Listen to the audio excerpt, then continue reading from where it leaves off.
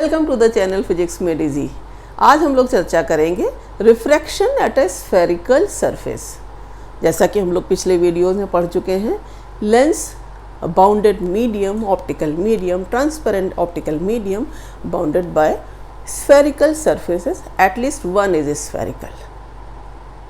वही spherical surface, उसमें कैसे रिफ्रैक्शन होता है, क्या उसके रूल्स हैं, क्या उसका डेरिवेशन है refraction through a single surface, आज हम पढ़ेंगे। पिछले वीडियोस में हमने लेंस फार्मूला, UVF से रिलेटेड क्वेश्चंस जो कि कॉम्पिटिटिव एग्ज़ाम्स में, बोर्ड एग्ज़ाम्स में पूछे जाते हैं, लगाए हैं। उम्मीद है आपको पसंद आए होंगे। हाँ, आज का आप वीडियो देखेंगे, उसके डेरिवेशन का अपनी इम्पोर्टेंस है, साथ ही साथ इस पर रिलेटेड क्वेश्चंस भी। कब रियल इमेज बनेगी, कब वर्चुअल इमेज बनेगी, कौन सा मीडियम रिफ्लेक्टिव इंडेक्स N1 ले रहे हैं या पहला मीडियम ले रहे हैं, कौन सा दूसरा ले रहे हैं, क्यों पहला दूसरा, कब हम पहला मानेंगे, किस मीडियम को हम पहला रिफ्लेक्टिव इंडेक्स कहेंगे, सारी चर्चा आज मैं करूँगी। तो आज का वीडियो भी बहुत इम्पोर्टेंट है, कोशिश करिएगा शुरू से अंत तक आप देखते रहिए। मुझे उम्मीद है कि आपको ज़रूर पसंद आएगा। स्टार्ट करती हूँ। Refraction at a spherical surface. अब स्फेरिकल सरफेस जैसे आप मनाते हैं, ये एक स्फेरिकल सरफेस है। तो इस स्फेरिकल सरफेस के रिफ्रैक्शन के डेरिवेशन में कुछ बातें अज्यूम की गई हैं, कुछ अजम्पशन जिन्हें कहते हैं। वो क्या हैं कि अगर आपने एक स्फेरिकल सरफेस बनाई है तो उसके एक बहुत छोटे से पार्ट को स्ट्रेट मान लिया जाता है। स्फेयर तो हर जगह घूमा हुआ होगा, तो बहुत छोटा पार्ट को स्ट्रेट मान लिया गया और उसके हर पॉइंट पर लॉज ऑफ रिफ्रैक्शन एप्लीकेबल है, can be applied. Sign convention rules कैसे लगाए जाएंगे, कैसे इमेज बनेगी, देखिए। सपोज ये स्फेरिकल सरफेस है और इस तरफ जो सराउंडिंग मीडियम है उसका रिफ्रैक्टिव इंडेक्स N1 है और ये सरफेस जिस मीडियम की बनी है उसका रिफ्रैक्टिव इंडेक्स N2 है। पहले ही मैंने लिख दिया। अब अगर यहाँ पर आप देखते हैं कि एक ये पॉइंट जिसे हम P कह रहे हैं, स्फेरिकल सरफेस, इसका अगर मिड पॉइंट हम ले रहे हैं P, तो इस P पॉइंट को पोल कहेंगे और इससे कुछ डिस्टेंस पर पॉइंट साइज ऑब्जेक्ट O रखी है। ऑब्जेक्ट से रे निकलेगी, जाहिर सी बात है। तो हम किन रेज के लिए ये फार्मूला डिराइव करते हैं? पैरेक्सियल रेज के लिए। पहली चीज़, स्फेरिकल पोर्शन का बहुत छोटा सा पार्ट स्ट्रेट मानते हैं। दूसरी चीज़, rays are suppose to be paraxial. Paraxial मतलब एक्सिस के पास वाली। मैं थोड़ा क्लैरिफिकेशन के लिए एक्सिस से P से दूर लूँगी, otherwise they are very near to the point P, very near to the principal axis. Suppose एक रे जो आपने ली वो ऐसे आ रही, इंसिडेंट रे। अब इस पॉइंट पर स्फेरिकल सरफेस पे आएगी। स्फेरिकल सरफेस के किसी भी पॉइंट को उसके सेंटर ऑफ कर्वेचर से मिला दिया जाए, वो नॉर्मल होता है, दैट इज रेडियस। तो इस पॉइंट से अगर इसका ये सेंटर ऑफ कर्वेचर है C, इसको ज्वाइन कर दिया जाए तो ये नॉर्मल ही तो होगा। और इंसिडेंट रे अगर जो नॉर्मल से एंगल बनाती है वो एंगल क्या होता है? Angle of incidence. तो ये होगा angle of incidence I। Clear? अब थोड़ी देर के लिए मान लेते हैं कि ये N2 as compare to N1, इसका रिफ्रैक्टिव इंडेक्स, इसकी वैल्यू ज़्यादा है, तो ये डेंसर है और ये रेयरर है। क्या रूल होता है रूल रिफ्लेक्शन का? रिफ्रैक्शन में the incident ray in going to other denser medium bends towards the normal। ये नॉर्मल है डॉटेड, ये C, ये पॉइंट अगर मैं डाल दूँ नाम इसका M, तो CM रेडियस है इस स्फेरिकल सरफेस की। तो अब इससे ये इंसिडेंट रे नॉर्मल की तरफ बेंड होती है, तो मान लिया ये बेंड होकर यहाँ कहीं पर इमेज बनाती है, बेंड होके आने के बाद दूसरे मीडियम में, और इमेज बनती है I पर। नॉमेनक्लेचर आप जैसे भी पहले भी पढ़ चुके हैं, ये PC रेडियस ऑफ कर्वेचर, ये इमेज डिस्टेंस और ये ऑब्जेक्ट डिस्टेंस। ठीक, क्या हो रहा है, रिफ्रैक्शन एज पर हेडिंग। अब कैसे याद करेंगे, कैसे डायग्राम बनाया, simple incident ray and reflected ray. दूसरी रे सिंपल, आप इसको ये भी ले सकते हो, suppose image is form due to minimum 2 number of rays 2, तो ये देखिए 2 रेज हो गई, आई पर मिल रही है। अब रिफ्रैक्शन का formula Snell's law, sine i upon sine r is equal to reflective index of second medium with respect to reflective index of first medium. यहाँ पर हमने माना है कि ये रे पैरेक्सियल रेज, यानी कि ये डिस्टेंस बहुत कम है, इतनी कम कि अगर यहाँ से एक नॉर्मल डाला जाए, दिस वन, ओके, तो ये जो पी डैश डिस्टेंस है, ये डिस्टेंस नेग्लिजिबल, मतलब आप डिस्टेंस पी सी कहो चाहे पी डैश सी कहो, पी आई कहो या पी डैश आई कहो, सेम, ये डिस्टेंस नेग्लिजिबल, तभी तो ये माना गया स्ट्रेट पोर्शन। ओके, तो एजम्पशंस को ध्यान में रखते हुए अगर आप देखो कि मान लो ऑब्जेक्ट से जो रे निकल रही है वो प्रिंसिपल एक्सिस से अल्फा एंगल बना रही है, ये रे जो आ रही है इमेज बनाने के लिए प्रिंसिपल एक्सिस पर, वो एंगल बीटा बना रही है, और जो ये रे है सेंटर ऑफ कर्वेचर का जो ये नॉर्मल है वो बना रहा है गामा। कहाँ है एंगल ऑफ रिफ्रैक्शन, ये रिफ्रैक्टेड रे एम आई जो नॉर्मल से एंगल बनाती है उसे क्या कहते हैं, angle of refraction, shown by r, दिख रहा है ये आर। अब देखिए स्नेल्स लॉ, वो ये कहता है स्नेल्स लॉ कि that n2 upon n1 is sine i upon sine r for paraxial raise.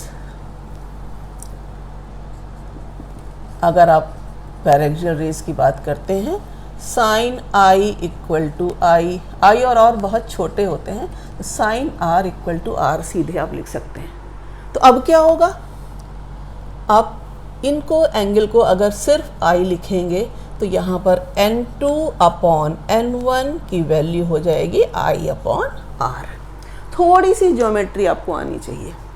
देखिए ये जो आई है वो अगर ट्रायंगल हम ले लें OMC, देखिए i exterior angle sum of alpha and gamma, sum of 2 opposite interior angles लिख सकते हैं ना इस ट्रायंगल OMC में, तो alpha plus gamma equal to i लिख सकते हैं।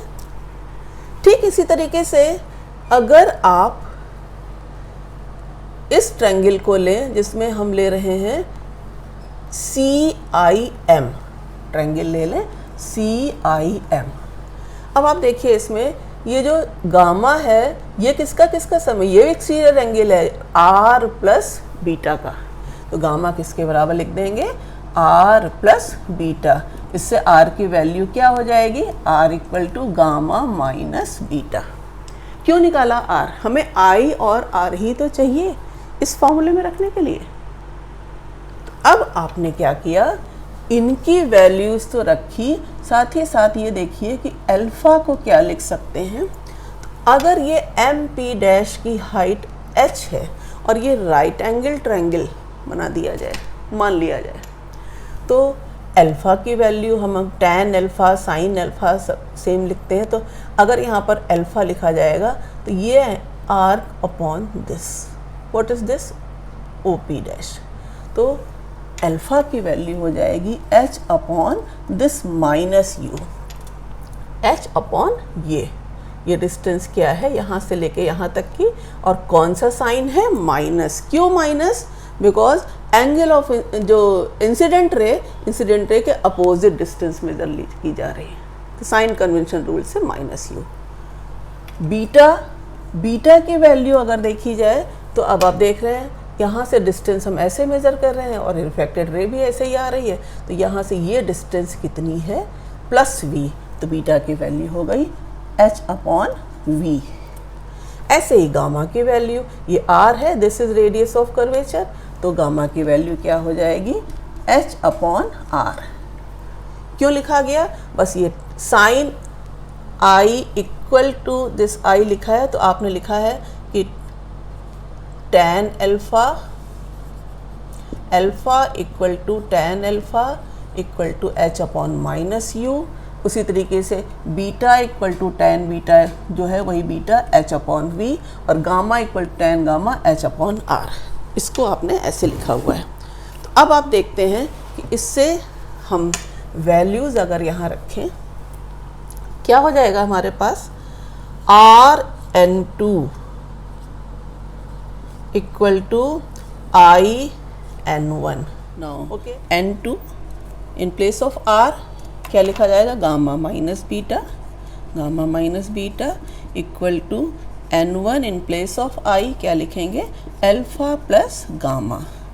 अब ये N1 अल्फ़ा और ये N2 बीटा एक साइड में लाएंगे तो आपके पास क्या हो जाएगा, N2 beta with minus sign minus N1 alpha equal to this N2 gamma, यहाँ N1 gamma. So this is N1 minus N2 gamma, और you can write this N2 beta plus N1 alpha equal to N2 minus N1 gamma. ये कैसे लिख दिया, minus से multiply कर दिया, ये प्लस हो गए और ये N2 माइनस N1 हो गया।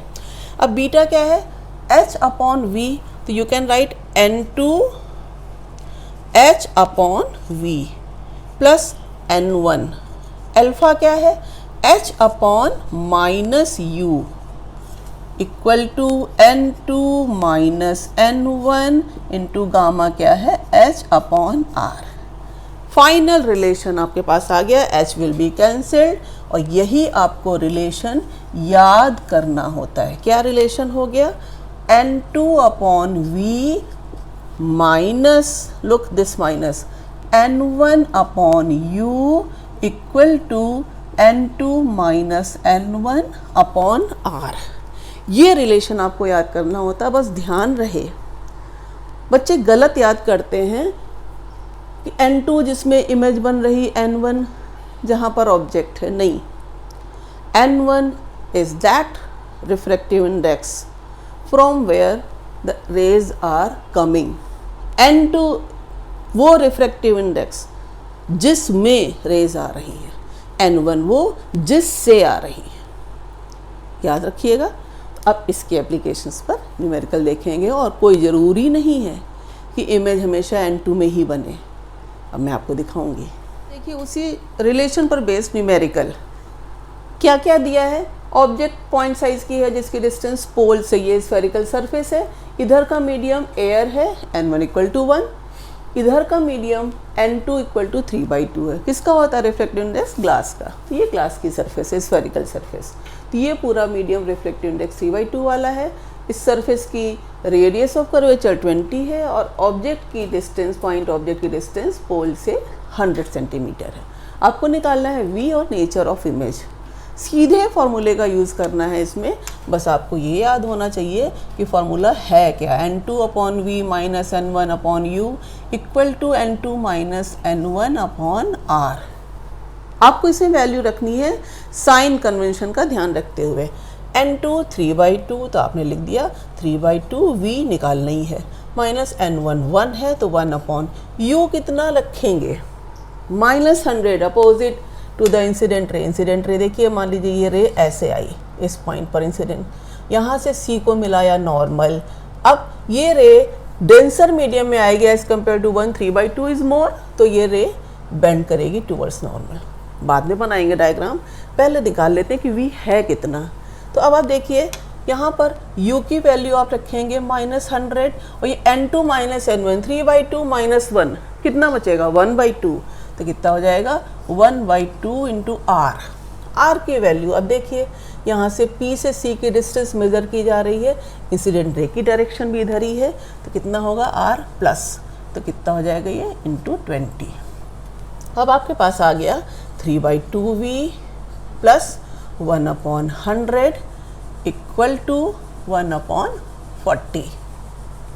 अब आपने यहाँ से 3/2V इक्वल टू 1/40 माइनस 1/100, ये आपने लिखा। ये N2 माइनस N1 3/2 माइनस 1 है तो 1/2 है, ये R है 20, तो आपने 20 लिखा है।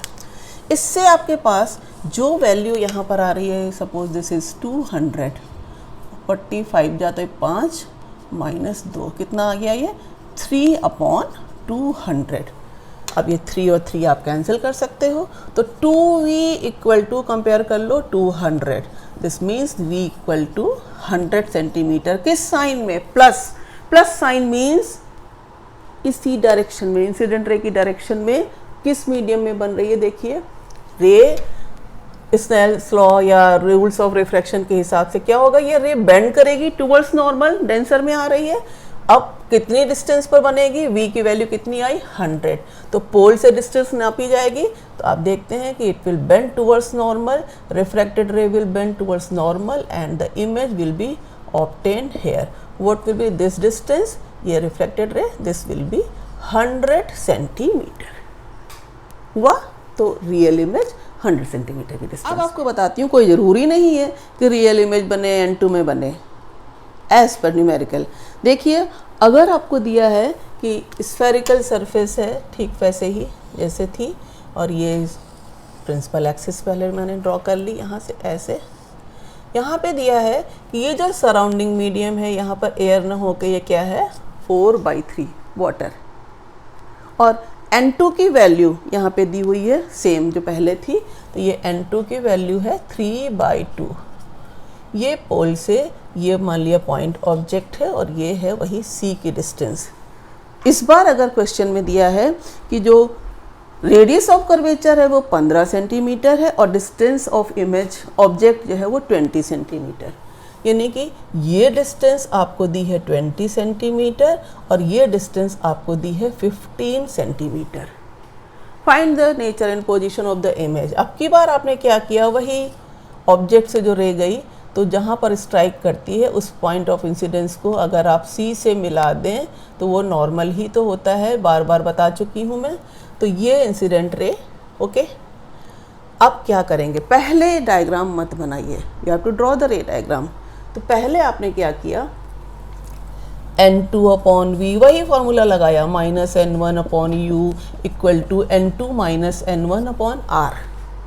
विथ साइन वैल्यूज रखी, N2 3/2V - N1 4/3U, U की वैल्यू फिर से वही माइनस, तो क्या लिखेंगे -20 इक्वल टू N2 - N1, यानी कि 3/2 - 4/3 अपॉन R। R इसी डायरेक्शन में है, कितना है 15। जब इसको आप सॉल्व करते हो तो 3/2V प्लस 4 5 जा 20, कितना हो जाएगा 1/15 इक्वल टू दिस 3 3 जा 9 -8 1/6 1/6 इंटू 15। ठीक, इससे आपके पास V की वैल्यू निकालनी है, तो क्या निकालेंगे, कैसे निकालेंगे, this 3/2V equal to 1/15 common ले लिया, 1/6 माइनस 1/15 इधर माइनस में हो जाएगा। बस थोड़ी सी मैथ्स आपको आनी चाहिए और उसका साइन का कैलकुलेशन का ध्यान रखेंगे, ये माइनस में आएगा, कितना आ जाएगा -1/6 - 1 5/6, तो 5/6 इंटू 15, 5 3 जा 15, तो आपके पास 3/2V इक्वल टू -1/18, तो 2V इक्वल टू -3 इंटू 18, तो V equal to -3 into 18 upon 2, 2 9 जा दैट इज़ -27 सेंटीमीटर। अब ये V माइनस आया, अब आपको डायग्राम बनाना है। तो अब आप यहाँ पर ध्यान से देखिए कि पिछले डायग्राम में तो क्वेश्चन जो था उसमें तो बेंड करके यहाँ पर इमेज बनी थी, अब की बार भी रे बेंड करेगी टूवर्ड्स नॉर्मल, क्योंकि this 3/2 value is greater than 4/3, that is this N2 is denser as compare to N1। तो रे बेंड होगी लेकिन कम बेंड होगी। कैसे बेंड होगी, हर बार जरूरी नहीं कि बेंड होकर यहीं पर इमेज बने। देखिए इस बार आपकी जो वैल्यू V की आई है -27, -27 मतलब इसी N1 साइड में, तो ये तो 20 है ना, तो यहाँ पर कहीं इमेज बनेगी इस जगह पे, यहाँ से 7। और कैसे आप करोगे कि आप इसको पहले ज्वाइन कर लेते हो इस रे को यहाँ से पॉइंट ऑफ इंसिडेंस से, और फिर उसके बाद आप निकालते हैं यहाँ से ये स्फेरिकल सरफेस। थोड़ी मैं और ऊपर बना दूँ ये। तो अब ये जो रे है ये डेंस इस मीडियम में, डेंसर मीडियम में जाएगी। तो कैसे जाएगी, अगर मीडियम कुछ ना होता तो ये रे सीधी जाती, अब थोड़ा सा नॉर्मल की तरफ ये मुड़ी है, तो ये ऐसे मुड़ी कि इसको आपने पीछे बढ़ाया, तो ये इमेज कहाँ बना रही है, इस जगह पर आई। ये आई कैसी इमेज है, वर्चुअल। क्या ये N2 में बन रही है कि N1 में, जो आपने नोमेनक्लेचर दिया था, देख रहे हैं, इसी में बन रही है। तो ये वर्चुअल और N1 में ही इधर ही बनने वाली है। तो मैंने आपको 2 न्यूमेरिकल बताए, पिछला न्यूमेरिकल में इधर बन रही थी रियल, इस वाले में N1 में ही बन रही है और वर्चुअल। मैं एक ऐसा क्वेश्चन कराऊंगी लास्ट, आज का क्वेश्चन, इस वीडियो का लास्ट क्वेश्चन, जिसमें एक स्फेयर है और उस स्फेयर की रिफ्रैक्टिव इंडेक्स, जिसकी मटेरियल की वैल्यू गिवन है, उस स्फेयर के अंदर एक पॉइंट साइज ऑब्जेक्ट, समझ लो डस्ट पार्टिकल है, उसको स्फेयर में लेफ़्ट सरफेस से देखता है ऑब्जर्वर तो कहाँ इमेज दिखेगी, और अगर राइट सरफेस से देखता है तो इमेज कहाँ दिखेगी। देखिए, मान लीजिए कि ये एक स्फेरिकल स्फेयर है, ओके, और उस स्फेयर का ये है सेंटर। अब इस सेंटर में आप देखते हैं कि एक डस्ट पार्टिकल रखा है, सपोज यहाँ पर O पर, ये सेंटर है, और ये मान लिया P पॉइंट है। तो अगर कोई ऑब्जर्वर यहाँ से देख रहा है इस साइड से, तो उसको इस डस्ट पार्टिकल की, ऑब्जेक्ट की डिस्टेंस, इमेज की डिस्टेंस कहाँ दिखेगी, इमेज कैसी बनेगी, कहाँ दिखेगी। इस स्फेयर के रिफ्लेक्टिव इंडेक्स की वैल्यू है 4/3, और सराउंडिंग इधर और इधर दोनों तरफ कौन सा मीडियम, एयर। ये डिस्टेंस दी हुई है कि जो इसका रेडियस ऑफ कर्वेचर वो दिया हुआ है 20 सेंटीमीटर, और ये डिस्टेंस आपके पास ऑब्जेक्ट की जो इस तरफ से जो डिस्टेंस दी गई है वो कितनी दी गई है, 15 सेंटीमीटर। ओके, फिर वही आप अगर इधर से देख रहे हैं तो ये स्फेरिकल सरफेस कंसीडर करेंगे। अब इस स्फेरिकल सरफेस में ऑब्जेक्ट से रे चली, तो मान लिया कि ये रे ऐसे आई, ओके।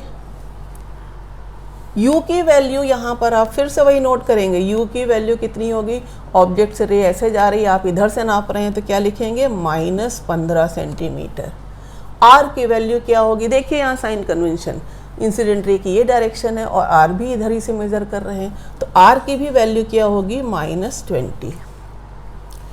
अब N1 N2 ये सराउंडिंग मीडियम 1, तो आपने डायरेक्ट फॉर्मूले में रख दिया N2/V minus N1/U equal to N2 minus N1/R with sign. तो आपने रखा N2 क्या है 1, तो ये 1/V माइनस N1 4/3, और ये U है -15 equal to N2 minus N1। N2 minus N1 कितना बचेगा, 1 माइनस 4/3 कितना बचेगा, -1/3, और R की वैल्यू कितनी है, -20, तो ये हो जाएगा -20। देखिए माइनस प्लस की गलती ना हो, ये माइनस माइनस यहीं कैंसिल हो जाएगा, ये प्लस बन जाएगा। तो आपके पास क्या आ जाएगा, अगर देखें तो 1/V इधर बचेगा आपके पास 1/60, और ये प्लस हो गया तो इधर आने पे माइनस हो जाएगा, तो माइनस कितना हो जाएगा 4/45। इससे आपके पास जो वैल्यू आ गई V की, इस कैल्शियम लेंगे, दिस विल बी सपोज 180, ये 3 माइनस ये 16, तो माइनस में V की वैल्यू आ रही 1/V इक्वल टू -13/180, तो V की वैल्यू -180/13। सॉल्व करेंगे तो इसकी वैल्यू आती है 180/13 की अप्रॉक्सीमेटली 13 1 जा 13 -13.8 सेंटीमीटर। माइनस में है इसका मतलब क्या हुआ, किधर इमेज बनेगी, ड्रॉ द रे डायग्राम। सबसे पहली चीज़ वर्चुअल इमेज बनेगी, माइनस में है। और अब आप देख रहे हैं कि यहाँ से इस पॉइंट ऑफ इंसिडेंस को अगर आप सी से मिलाएं तो नॉर्मल आपको पता चलता है, तो ये आपने नॉर्मल बना लिया। अब नॉर्मल से क्या करेगी, ये रे कहाँ से कहाँ जा रही, देखिए डेंसर से रेयर में जा रही, अवे फ्रॉम नॉर्मल। यही तो रूल्स ऑफ रिफ्रैक्शन है, न्यूमेरिकल है थ्योरी हो, रूल तो वही है।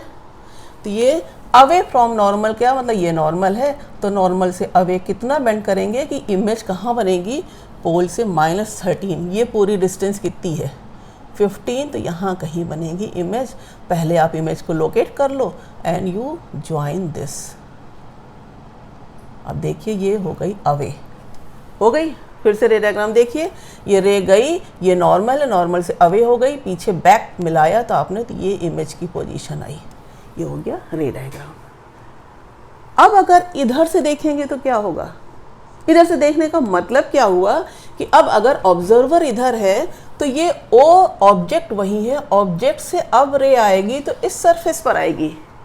अब इस सरफेस पर रे आएगी तो इसकी यहाँ से डिस्टेंस, अगर मैं इसको और आगे बढ़ा लूँ तो अब यहाँ P डैश से इस O की डिस्टेंस बताइए कितनी होगी, यही रेडियस ऑफ कर्वेचर 20, और ये कितना बचेगा 5, क्योंकि ये टोटल 20 था C से, तो 20 और 5 25। तो अब जो P डैश O है, P dash O second case, जब हम यहाँ पर ऑब्जर्व कर रहे हैं, ऑब्जर्वर यहाँ है, तो P dash O equal to U equal to, आप क्या लिखेंगे, देखिए यहाँ से यहाँ तक की डिस्टेंस PC है 20 और C से O की डिस्टेंस है 5, तो यह थी -25 सेंटीमीटर। फिर से माइनस, क्यों फिर से माइनस, फिर अब डिस्टेंसेस यहाँ से मेज़र की जा रही, रे इधर जा रही है, आप इधर से मेज़र कर रहे हो, इसलिए माइनस। आर की डिस्टेंस बताइए, वही आर की इधर मेज़र कर रहे हैं P डैश से, all the distance will be measure, सब डिस्टेंस कहाँ से नापी जाएंगी P डैश से। अब की बार ये स्फेरिकल सरफेस ले रहे हैं ना हम, ऑब्जर्वर ये इधर से देख रहा है, तो अब इस स्फेरिकल सरफेस के लिए ऑब्जेक्ट वही है, तो रे इधर से जा रही है, तो इंसिडेंट रे के अपोजिट डिस्टेंस मेजर करी, कितनी हो गई 20 + 5 25 विद माइनस साइन, आर वही रहेगी, कितनी है आर 20, तो आर की वैल्यू -20। सिंपल। अब फॉर्मूला आपने लगा दिया, यही फॉर्मूला n2/v, तो n2/v minus n1/u equal to n2 - n1/r में रखा आपने वैल्यू, n2 1 है तो 1/v माइनस 4/3u, u है -25, फिर से रखा आपने -25 इक्वल टू n2 - n1 वही -1/3, r की वैल्यू वही -20। ठीक, अब की बार आपके पास जो आ रहा है वो कितना आ रहा है 1/v इक्वल टू, ये माइनस माइनस कैंसिल 1/60, और ये माइनस माइनस प्लस होके इधर आके फिर माइनस हो जाएगा, तो कितना हो जाएगा -4/75।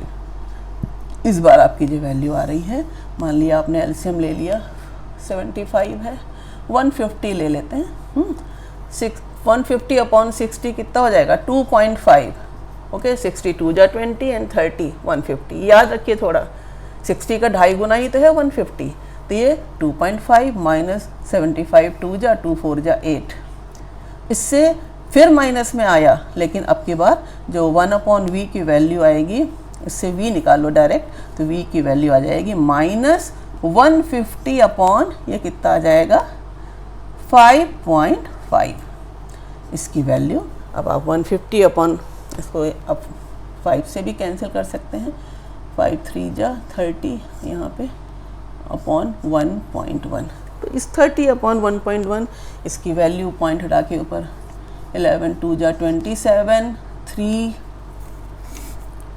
फिर से 11 3 जा 33 2 जा 27 3, इसकी वैल्यू आप 300/11 सेंटीमीटर मान लीजिए, जो भी आपके पास सॉल्व होके आती है, लेकिन आएगी वो कितनी, वो आप देख रहे हैं विद माइनस साइन। तो अगर कोई ऑब्जर्वर इधर से देखता है तो इधर से देखने पर भी उसको इमेज कहाँ दिखाई देगी, तो अब आप क्या करते हो, कैसे रे डायग्राम बनाओगे, पहले आपने वैल्यू निकाल ली, अब आप क्या करते हो, इस वाले पॉइंट को मिलाते हैं नॉर्मल ड्रॉ करने के लिए, तो ये आपके पास जो ये हो गया नॉर्मल। ओके, अब जो ये रे है वो इस पॉइंट पर आ रही है, इस डेंसर से रेयर में जा रही है, तो अवे फ्रॉम द नॉर्मल। और कहाँ बनेगी इमेज? तो ये आपके पास 11 2 22 8 है, तो ये आ रहा है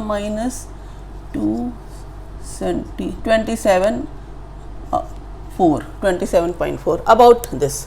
अब P डैश से 27.4, तो ये P डैश से C तो 20 है और C से O की वैल्यू 5 है। 5 और O के P के बीच में यहाँ कहीं पर इमेज बनेगी। तो ये आपको इमेज मान लिया यहाँ पर बनती है।